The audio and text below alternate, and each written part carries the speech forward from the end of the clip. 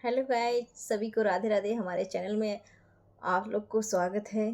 तो आप सब कैसे हैं? उम्मीद करते हैं अच्छे होंगे। भगवान आपको सुखी रखे, सबको मंगलमय रखे।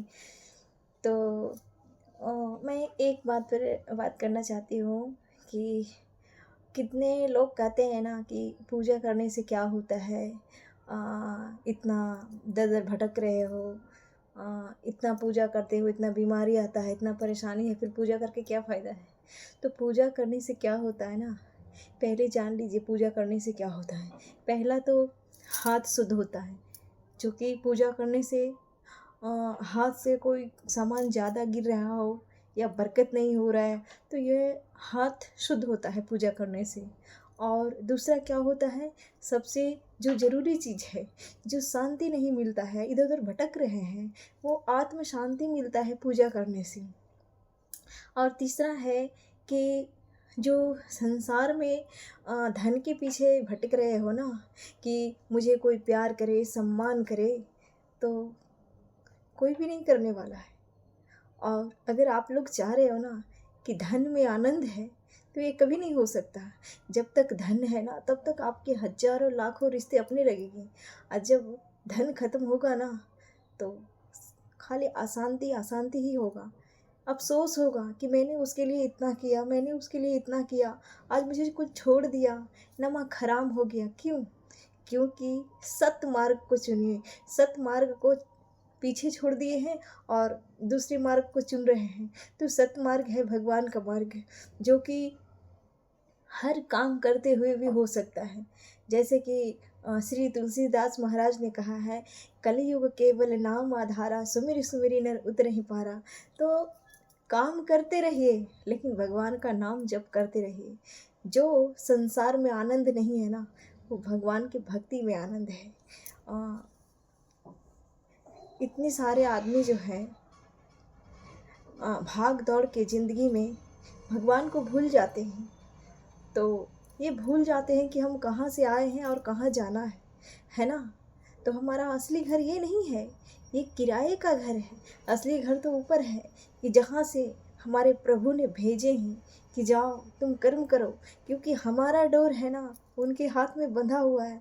हम क्या कर रहे हैं, नहीं कर रहे हैं ना, वो सब देख रहे हैं। तो जैसा कर्म करेंगे वैसा किस्मत बनाएंगे, वो तो लिख रहे हैं। फिर बाद में कर्म करने के बाद मनुष्य कहते हैं कि मैंने तो कुछ किया ही नहीं, फिर भी इतना दुख दंड भोग रहे हैं। अगर अगर आपसे जाने अनजाने में गलती भी हुआ है ना, तो भगवान से क्षमा मांगे कि हे प्रभु, मुझसे भूल हुई है, मुझे क्षमा कर दो और मुझे सत्य मार्ग दिखाइए। आज से ऐसा गलती नहीं होगा। तो वो हमारे परम पिता परमेश्वर, परम पूज्य श्री राम भगवान जो हैं, वो क्षमा कर देंगे। अपने बच्चे को कभी गलत रास्ता नहीं देते हैं।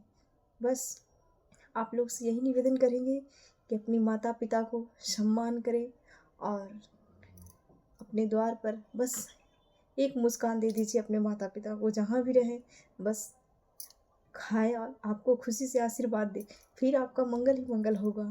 तो और ज़्यादा क्या बोलूँ। तो और सब कहते हैं कि पूजा करने से क्या होता है, ये सब ढोंग है। तो ऐसा कुछ भी नहीं है दोस्तों। जिस पर भगवान कृपा कर देते ना, उसी को मालूम होता है कि भगवान क्या है ना। जिस पर भगवान मेहरबान नहीं होता है, उसको पता भी नहीं चलता है कि भगवान क्या है। एक बार नाम जप करके तो देखो, 24 घंटा बस खाली राम राम या कृष्ण कृष्ण या राधा राधा कह के तो देखो। फिर आपकी ऐसी मस्तिष्क हो जाएगा ना कि आँख से अश्रु धार गिरेगा। क्योंकि भगवान के नाम लेने से जब आंसू गिरते हैं ना, तो पता है क्यों ऐसे होता है।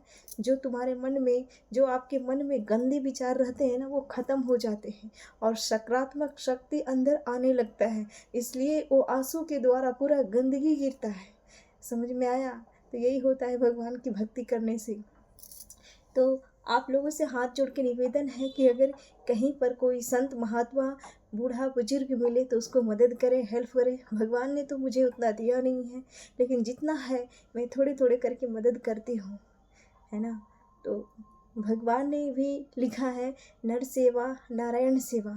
और एक बात आओ हम कहना चाहेंगे कि आप पूजा करो या ना करो, बस अच्छे कर्म करते रहिए। अच्छे कर्म मतलब ये नहीं है कि खाली पूजा ही करना होता है। आप पूजा नहीं भी करेंगे ना,